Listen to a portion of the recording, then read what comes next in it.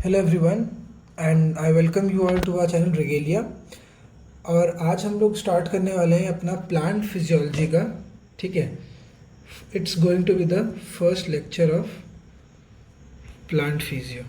ठीक है, सो plant physiology का ये फर्स्ट लेक्चर होने वाला है and name of the lecture is going to be plant water relationship. ठीक है, सो जैसे आपको पता होगा कि water is one of the most important constituent of both plants and animals. ठीक है, जैसे एनिमल्स में 70% बॉडी, ठीक है, 70% जो बॉडी होती है इन एनिमल्स, ठीक है, इन ह्यूमंस अगर बोला जाए तो वो होती है वाटर की। स्पेशल इसी तरीके से प्लांट्स में भी, plants also consist of water. ठीक है, and therefore water is a very important part of plants. ठीक, सो इस लेक्चर में हम लोग ये देखेंगे कि कैसे प्लांट और वाटर आपस में रिलेट करते हैं और वाटर की क्या इंपॉर्टेंस है in plant as a whole. हम देखेंगे सेलुलर लेवल पे भी देखेंगे और मैक्रोस्कोपिक और माइक्रोस्कोपिक बोथ लेवल पे हम इसकी स्टडी करने वाले हैं। ठीक है, सो स्टार्ट करने से पहले हम थोड़ा प्रॉपर्टीज़ देख लेते हैं कि वाटर की प्रॉपर्टीज़ क्या होती हैं।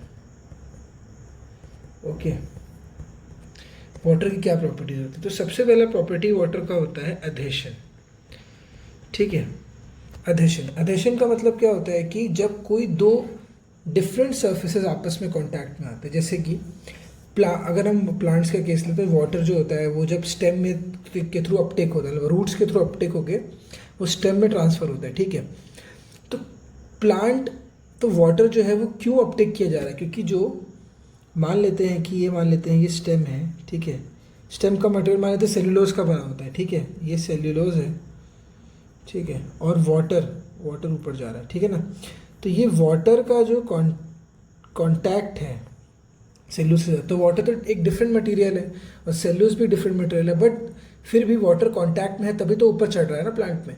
तो ये जो आपका इंट्रैक्शन है, this is known as adhesion. ठीक है, सेकेंड आता है कोहेशन। तो cohesion is just opposite of adhesion. Cohesion मतलब सिमिलर मॉलिक्यूल्स के बीच में होता है, सिमिलर मॉलिक्यूल्स। तो जैसे वाटर है, तो वाटर तो आपको पता है हाइड्रोजन बॉन्डिंग कर लेता है। ठीक है, और एक आपस में कांटेक्ट में रहता है वाटर। तो वाटर क्या है कि प्लांट में एक कॉलम बनाता है। जैसे मान लो ये एक वाटर मॉलिक्यूल है, ये वाटर मॉलिक्यूल है। ठीक है, इस तरह से ये कॉलम बनाएगा तभी तो ऊपर चढ़ेगा प्लांट में। तो ये जो कॉलम है ना, ये बहुत स्ट्रॉन्ग कॉलम रहता है। ठीक है, और यही कॉलम जो है वो बहुत फोर्स से ऊपर की तरफ पानी को खींचता है, ऊपर जाता है पानी। ठीक है, तो अगर ये कॉलम स्ट्रॉन्ग नहीं होगा तो जो वाटर के मॉलिक्यूल्स है वो ब्रेक कर जाएंगे बीच में। ठीक है, तो ये जो फोर्स है ना, जिससे ये वाटर होल्ड रहता है, हेल्ड रहता है, इसे कहते हैं टेंसाइल स्ट्रेंथ। ठीक है, tensile strength is like force per unit area.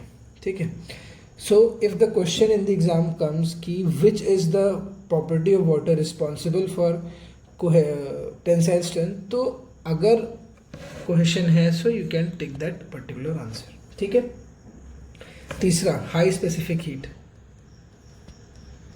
ठीक है, हाई स्पेसिफिक हीट, तो ये तो आपने पढ़ा ही होगा कि 1 ग्राम पानी को 1 डिग्री सेल्सियस बॉईल करने में जितनी एनर्जी लगती है वो उसकी स्पेसिफिक हीट होती है। तो वाटर को आपको पता है कि 1 ग्राम वाटर को अगर हीट करना होगा तो कितना पानी हमें लगता है, कितना हीट लगता है, वो बहुत ज़्यादा हीट लगता है। ठीक है, तो हाई स्पेसिफिक हीट है। फिर क्या है, टेंसाइल स्ट्रेंथ हो गया। फिर आता है पॉजिटिव हाइड्रोस्टैटिक प्रेशर। ठीक है, पॉजिटिव हाइड्रोस्टैटिक प्रेशर, और एक आता है नेगेटिव हाइड्रोस्टैटिक प्रेशर। ठीक है, negative hydrostatic pressure. Positive hydrostatic pressure ना is a kind of pushing force. ठीक है, पुशिंग फोर्स, जब हमें कोई पुश करता है ना लाइफ में कि अच्छा करो, बढ़िया करो, तो हमें पॉजिटिव फील होता है। ठीक है, तो अगर कोई पुश कर रहा है तो वो एक पॉजिटिव फील दे रहा है हमको, तो वैसे ही प्रेशर में भी होता है। अगर कोई पॉजिटिव प्रेशर है तो वो पुशिंग फोर्स, जैसे एक सिरिंज में अगर हम सिरिंज में पानी भर के, ठीक है, अगर हम कोई सिरिंज ले लेते हैं, फॉर एग्जांपल ऐसी सिरिंज लिया, उसमें हमने पानी भरा है, और अगर हम ये पिस्टन लगाते हैं, इसमें अंदर इसके पानी है, पिस्टन को अगर हम प्रेस कर दें ना तरफ, तो जो पुश कर रहे हैं ताकि पानी बाहर आ जाए, तो ये पॉजिटिव है। और नेगेटिव मतलब जब कोई हमें लाइफ में पीछे खींचता है कि ये काम मत करो, ऐसा मत करो, वैसा मत करो, तो एक नेगेटिव फीलिंग आती है। ठीक है, वैसे ये है, it's a kind of negative hydrostatic pressure which is a pulling force. ठीक है, it's a kind of pulling force. तो जो पुलिंग फोर्स होता है, जैसे मान लो कि सिरिंज में पानी आपको बाहर निकालना है, ठीक है, या आपको पानी अंदर भरना है। ठीक है, ये सिरिंज है, ये पानी का था, तो अगर आपको सिरिंज में ये पानी अंदर की तरफ लेना है, तो आप क्या करोगे, पिस्टन को पीछे की तरफ खींचोगे ना, तो ये जो पुलिंग फोर्स है, this is the negative hydrostatic pressure. Okay, तो आई होप आपको इतना समझ में आया होगा। तो आगे बढ़ते हैं हम लोग। नेक्स्ट थिंग क्या है कि वाटर का ट्रांसपोर्ट देखना पड़ेगा, है ना। वाटर का ट्रांसपोर्ट ऑफ वाटर। सो जो वाटर है वो बेसिकली क्या होता है कि वो दो फॉर्म में ट्रांसपोर्ट होता है। ठीक है, सो जो पहला फॉर्म है, सबसे पहला फॉर्म क्या होता है, सबसे पहला फॉर्म मान लेते हैं कि थ्रू स्टेम जाएगा। ठीक है, तो रूट्स के थ्रू जाएगा, तो ऐसे होता है। ठीक है, लीव्स में जो स्टोमेटा होता है उसके थ्रू एक्सचेंज होता है, तो ऐसे रहता है। और एक होता है इनसाइड द सेल्स। ठीक है, एक होता है inside the cell. Inside the cell क्या होता है, with the help of aquaporin, with the help of aquaporins. तो एक्वापोरिन्स की हेल्प से ये जाता है। ठीक है, सो जैसे कि आप इस फिगर में देख सकते हैं, ये है एक वाटर सिलेक्टिव पोर जिसे एक्वापोरिन कहते हैं। ठीक है, ये वाटर मॉलिक्यूल्स को पास करने देता है। होता क्या है कि हमारा जो लिपिड बाइलेयर होता है ना, मतलब जो मेम्ब्रेन होता है, सेल मेम्ब्रेन, वो बाइलेयर होता है लिपिड का। तो water is a hydrophilic thing, तो वो, अब लिपिड इज हाइड्रोफोबिक, तो उनका इंट्रैक्शन नहीं हो पाता। So we need a kind of channel for the movement of water, तो it happens with the help of aquaporin. So aquaporins are nothing but they are integral membrane proteins. Okay, they are what? They are integral membrane proteins. And ये चीज़ ना आप इस figure में भी देख सकते हो, यहाँ पे देखो, इसमें भी देखो, ये एक मेम्ब्रेन है। ठीक है, ये एक मेम्ब्रेन है, और इस मेम्ब्रेन से वाटर मॉलिक्यूल्स, ये वाटर मॉलिक्यूल्स हैं, ये अंदर की तरफ जा रहे हैं। ठीक है, सो आई होप ये इतना क्लियर हो गया होगा आपको। अब देख लेते हैं कि होता क्या है कि वाटर दो फॉर्म में ट्रांसपोर्ट होता है। ये तो हमने पढ़ लिया कि वाटर ट्रांसपोर्ट होता कैसे, ठीक है, सिस्टम्स पढ़ लिए, बट किन किन फॉर्म्स में ट्रांसपोर्ट होता है वो हम देख लेते हैं एक बार। तो ऐसा होता है कि अगर मैं बात करूँ ट्रांसपोर्ट की, कितने टाइप्स का ट्रांसपोर्ट होता है, तो ट्रांसपोर्ट जो होता है ना वाटर का, वो बेसिकली दो फॉर्म में होता है। पहला जिसे हम कहते हैं मॉलिक्यूलर डिफ्यूजन। ठीक है, मॉलिक्यूलर डिफ्यूजन, और एक होता है बल्क फ्लो। ठीक है, एक होता है बल्क फ्लो। सो जो मॉलिक्यूलर डिफ्यूजन होता है ना, मॉलिक्यूलर डिफ्यूजन कुछ नहीं होता है, it's nothing but it is the movement along the concentration gradient, along the concentration gradient। ठीक है, तो इसमें क्या है कि जो मूवमेंट होगा वो कंसंट्रेशन ग्रेडियंट डिफाइन करता है। ठीक है, जैसे जैसे कंसंट्रेशन ग्रेडियंट चेंज होगा वैसे वैसे मूवमेंट चेंज होगा। अच्छा, बल्क फ्लो क्या होता है, बल्क फ्लो जैसे ये था कंसंट्रेशन ग्रेडियंट डिपेंडेंट था, सो bulk flow is pressure driven. Okay, bulk flow is pressure driven, है ना। सो बल्क फ्लो कैसा रहता है, प्रेशर ड्रिवन रहता है, and it is independent of the solute concentration, independent of the solute concentration. ठीक है, जो आपका मॉलिक्यूलर डिफ्यूजन है ना, that is governed bye a law जिसे हम कहते हैं फिक्स लॉ। फिक्स लॉ क्या होती है, fix law it was given by Adolf Flick, and the law is as follows: Js is equals to minus ds delta c x by delta x, ठीक है। तो delta c s by delta x is the change in concentration along a particular gradient, ठीक है, change in concentration along a gradient। और जो D S है ये आपका फिक्स कांस्टेंट है। माइनस साइन इंडिकेट्स दैट कि लोअर कंसेंट्रेशन की तरफ जा रहा है, ठीक है, इसीलिए साइन जो है वो माइनस में दिया हुआ है। ओके, सो एक हम एग्जांपल ले लेते हैं, जैसे कि मतलब एक बहुत छोटा सा एग्जांपल है, वो ये है कि अगर हम किसी ग्लूकोज मॉलिक्यूल की बात करते हैं, ठीक है, if you have a glucose molecule, so एक 50 माइक्रोन सेल में जाने के लिए, ठीक है, it will take 2.5 seconds. But अगर इसको वही एक 1 मीटर सेल में जाना है, so it will take around 32 years. Okay, so आप देख रहे हैं कि diffusion is a very slow process. बताने का मतलब क्या था कि अगर हम इस फॉर्मूले में इसको अप्लाई करते हैं तो अगर एक 50 माइक्रोन सेल में जाना है तो 2.5 सेकंड में चला जाएगा, लेकिन वही अगर एक बड़ा सेल है, 1 मीटर का सेल है, तो उसको जाने के लिए उसको 32 ईयर लगेगा। अब देख लेते हैं कि आपका जो प्रेशर ड्रिवन फ्लो है वो कैसे डिफाइन होता है। सो वो एक फॉर्मूला रहता है वॉल्यूम फ्लो रेट का। वॉल्यूम फ्लो रेट का एक फॉर्मूला रहता है जो कि है πr4 delta psi P upon 8 eta del x, ठीक है। So this is just a formula, आप याद कर सकते हो। उससे भी सकते हो कि अगर हम रेडियस को 4 टाइम करते हैं तो प्रेशर बढ़ जाता है, ठीक है, और जो आपका फ्लो रेट है this is directly proportional to the pressure potential change along a particular gradient. So ये एक फॉर्मूला है, इसको आप याद कर सकते हो, जबकि इतना कुछ इंपॉर्टेंट इसमें है नहीं। बस आपको याद रखना है कि it is pressure driven independent of solute. और हाँ, काफ़ी फास्ट होता है, जो आपका मॉलिक्यूलर डिफ्यूजन तो बहुत स्लो है, लेकिन हाँ बल्क फ्लो फास्ट होता है, ठीक है। तो जो 1 मीटर में जो 32 ईयर लग रहा है ना, उसको ओवरकम करने के लिए हम बल्क फ्लो का हेल्प लेते हैं। सो ये हमने पढ़ लिया डिफ्यूजन, बल्क फ्लो। आगे एक प्रोसेस है जो बहुत ही फेमस प्रोसेस है, जिसे हम कहते हैं ऑस्मोसिस, ठीक है। सो ऑस्मोसिस क्या कहता है? ऑस्मोसिस एक प्रोसेस है which is a, we can say it is a, osmosis की बात करी जाए तो it is a process which is a combination of both diffusion and bulk, ठीक है। It's a combination of both bulk and diffusion, ठीक है। इस प्रोसेस में बेसिकली होता क्या है कि मैं आपको बताता हूँ। Osmosis is defined as the movement of water molecule या movement of solvent, movement of solvent along their concentration gradient, along their concentration gradient, ठीक है, in the across a semi permeable membrane, across a semi permeable membrane। और इसको कुछ books में ऐसे भी लिखा गया है कि movement of solute against the concentration gradient, ठीक है। तो अगर सॉल्वेंट है तो अलोंग, और अगर सल्यूट है तो अगेंस्ट, ठीक है, ऑपोजिट हो जाता है। तो ये क्या है कि जैसे हमको पता है कि देखो जो डिफ्यूजन होता है, diffusion is along concentration gradient.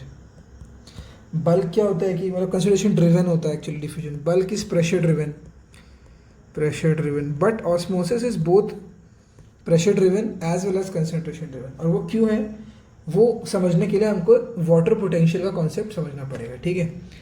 So let's see the concept of water potential.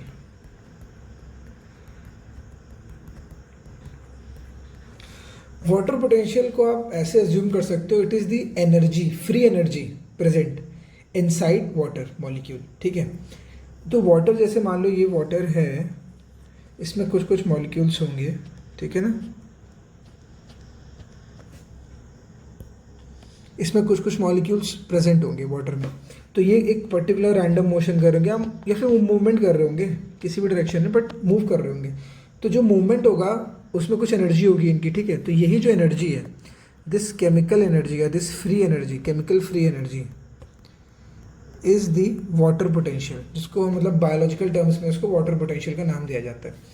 तो अब होता क्या है कि अगर कोई भी सोल्यूट हम, फॉर एग्जांपल मान लो मैंने कोई सोल्यूट डाल दिया यहाँ पे, तो वाटर का पाथ ऑब्स्ट्रक्ट हो गया, जिसकी वजह से क्या हुआ कि इसकी फ्री एनर्जी डिक्रीज हो गई. So what happens is the decrease in free energy. ठीक है, तो अगर बेसिकली आप समझना चाहो तो वाटर पोटेंशियल एक एनर्जी है, वाटर की खुद की एनर्जी है. तो अगर आप सल्यूट डाल दोगे डिस्टर्ब हो जाएगी, आप अगर प्रेशर बहुत ज़्यादा लगा दोगे, ठीक है, तो वो बढ़ जाएगी, है ना. तो ये सब चीज़ें रहती हैं. अच्छा, आगे देख लेते हैं. अब वाटर पोटेंशियल क्या होता है कि अगर मैं इसकी डेफिनेशन की बात करूं तो it is the free energy of water, okay, per unit volume. Free energy of water per unit volume. ठीक, समझ में आ गया. ये इसका क्लासिफिकेशन थोड़ा देख लेते हैं कैसे कैसे क्लासीफाई रहता है. तो पहला होता है साई एस. तो साई से हम इसको डिफाइन करते हैं. और हाँ, वाटर का जो मैक्सिमम पोटेंशियल है, फ्री एनर्जी वाटर की ज़ीरो होती है, ठीक है. Psi W is equals to zero. तो अब तो ये मैक्सिमम है, ठीक है ना, तो इससे तो नीचे ही आएगी, तो माइनस में रहती मोस्टली. अगर कोई भी सॉल्यूट आया माइनस में चली जाएगी. तो इस टाइप से रेंज मतलब वेरी करता है. तो मैक्सिमम अगर वाटर का देखा जाए तो वो ज़ीरो रहता है. ठीक है, पहला आता है साई एस, फिर आता है साई पी, फिर एक आता है साई जी, अभी सबका मीनिंग बताऊंगा, और एक आता है साई एम, मेट्रिक पोटेंशियल जिसे कहते हैं. ठीक है, तो साई एस क्या है कि Sai S is the solute potential. Solute potential मतलब कि अगर हम कोई सोल्यूट डालते हैं, ठीक है ना, अगर हम कोई सोल्यूट प्रेजेंट इनसाइड वाटर, क्या होगा, it will decrease the free energy,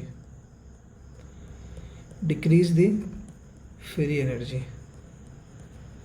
तो ये जो डिक्रीज ऑफ फ्री एनर्जी है वो उस सोल्यूट का पोटेंशियल है. ठीक है, because it is decreasing the, जितना डिक्रीज होगा उतना उसका पोटेंशियल होगा. ठीक है, तो ये साई एस हो गया. ठीक है, अगला आता है साई पी. ठीक, साई पी क्या होता है कि प्रेशर पोटेंशियल होता है. प्रेशर पोटेंशियल, प्रेशर पोटेंशियल को साई पी कहते हैं. अगर हम यूजुअली होता है क्या है कि psi P is directly proportional to psi W. मतलब अगर हम प्रेशर बढ़ाएंगे ना तो क्या होगा, पोटेंशियल बढ़ जाएगा. जाहिर सी बात है भाई, मॉलिक्यूल्स की एनर्जी आपने प्रेशर दिया, मॉलिक्यूल्स और तेज़ी से उनमें एनर्जी बढ़ गई. ठीक है, तो ये दो टाइप का होता है, एक होता है टर्गर प्रेशर, एक होता है टेंशन. ठीक है, एक होगा टर्गर और एक होता है टेंशन. तो टेंशन मैंने कहा, टेंशन आएगी तो क्या होगा, नेगेटिविटी आएगी, तो नेगेटिव, और टर्गर आएगा तो पॉजिटिव. तो टर्गर एक पुशिंग फोर्स है, पुशिंग है, ठीक है, और टेंशन एक नेगेटिव फोर्स है. अच्छा, अगला आता है साई जी. ठीक है, सो देखो साई जी से आप समझ रहे होगे क्या मतलब है इसका. इसका मतलब है कि ग्रेविटेशनल फील्ड का क्या इफेक्ट है ओवरऑल वाटर पोटेंशियल पे. ठीक है, तो यूजुअली क्या होता है कि आपका मीन सी लेवल से जितना हाइट ऊपर जाती जाएगी, ठीक है, तो वैसे ही वो चेंज होता रहता है. तो अगर 10 मीटर्स इंक्रीज होगा तो वाटर पोटेंशियल जो है 0.1 MPa से चेंज होता है. ठीक है, अगर कोई सिस्टम को हम 10 मीटर से रेज करते हैं, 10 मीटर से रेज करेंगे, सो क्या होगा कि इसका वाटर पोटेंशियल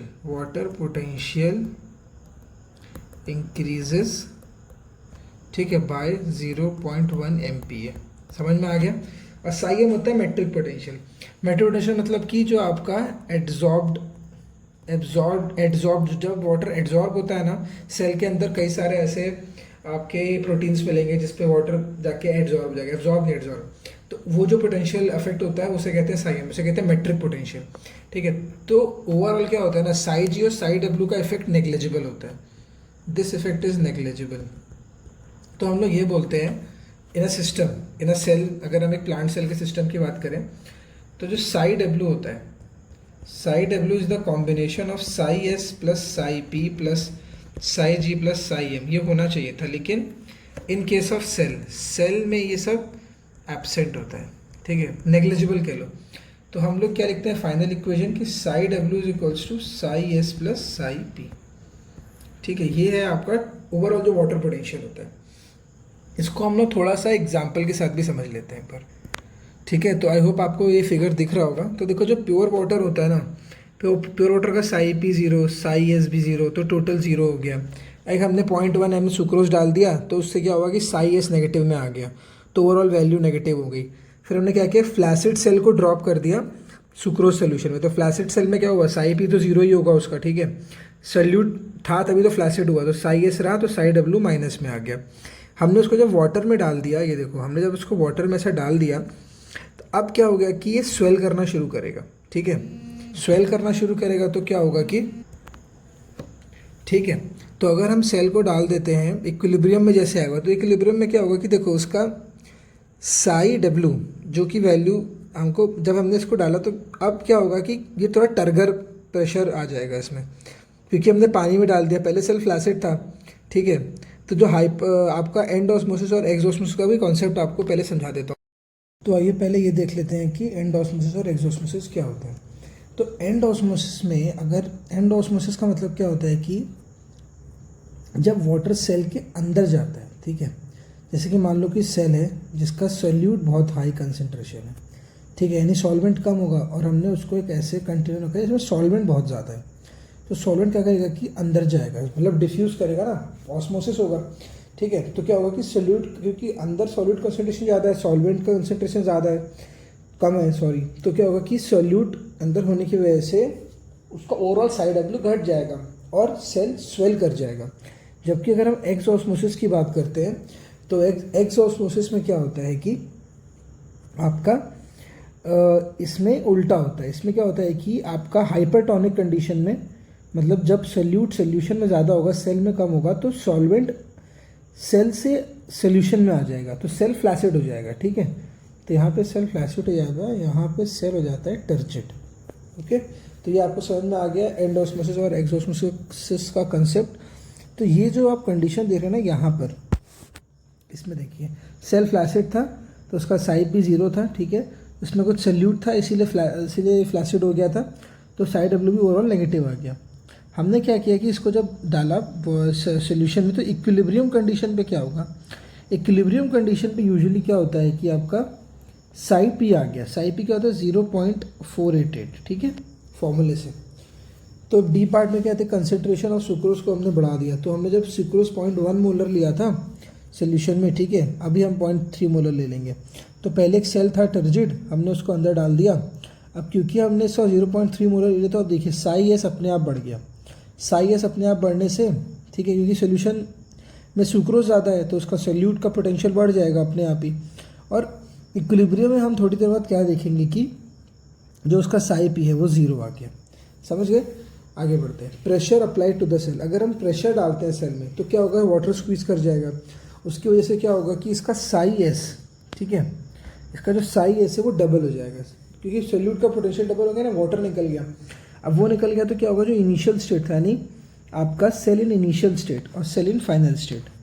इनिशियल स्टेट में क्या था कि देखो आपका साई एस था 0.732, लेकिन यही आपका डबल हो जाता है जब आप उसको स्क्वीज कर देते हो और उस हिसाब से वैल्यू निकाल लेते हो। ठीक है, तो आई होप ये कॉन्सेप्ट आपको समझ में आएगा समझ में आ गया होगा। और हम नेक्स्ट वीडियो में ना इससे रिगार्डिंग कुछ न्यूमेरिकल्स देख लेंगे। ठीक है, कुछ न्यूमेरिकल्स हम नेक्स्ट वीडियो में देखेंगे और फिर हम आगे ट्रांसपोर्ट पढ़ेंगे, जाइलम फ्लोएम, आगे बहुत कुछ है तो उसे आगे कवर करेंगे। सो आई होप यहाँ तक आपको समझ में आ गया होगा। थैंक यू, और अब मिलते हैं नेक्स्ट वीडियो में।